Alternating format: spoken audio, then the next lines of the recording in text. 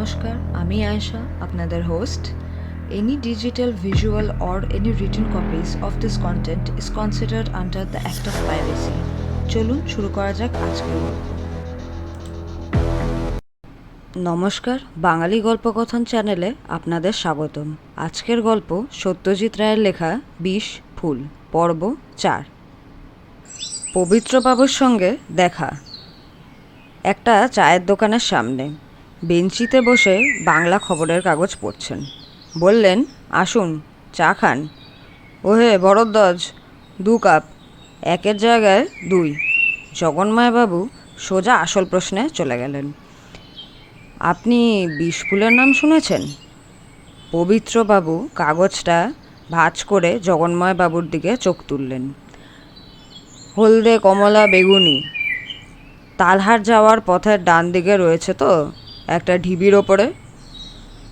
আপনি তো সবই জানেন দেখছি. বললুম তো, ৪ বার ঘুরে গেছি এখানে. বছর ২ থেকে দেখছি এটা. প্রথম যেদিন দেখি সেদিন ঢিবির পাশে একটা আস্ত শুয়োরছানা মরে পড়েছিল.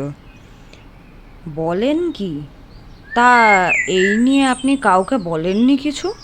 আপনি তো কলকাতার লোক, কাগজ টাগজে. পবিত্রবাবু উড়িয়ে দিলেন.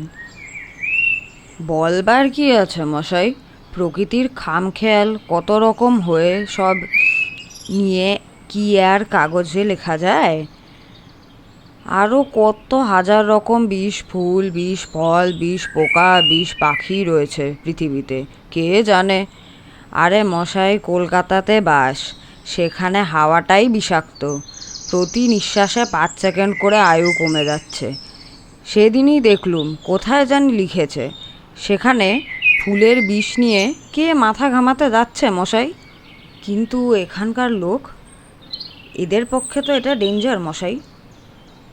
কাছে না ঘেঁষলেই হলো, ৫-৭ হাত দূরে থাকলেই তো সেফ. সে কথা এখানে সবাই জানে.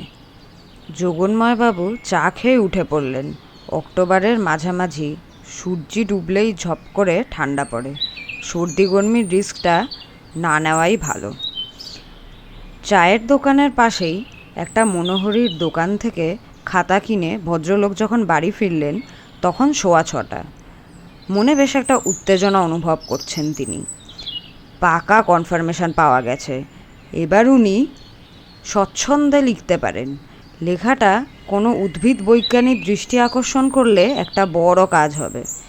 কাঠঝুমরির নামটাও লোকের জানা উচিত. ট্যুরিস্ট ডিপার্টমেন্ট জানে কি নামটা? মনে তো হয় না.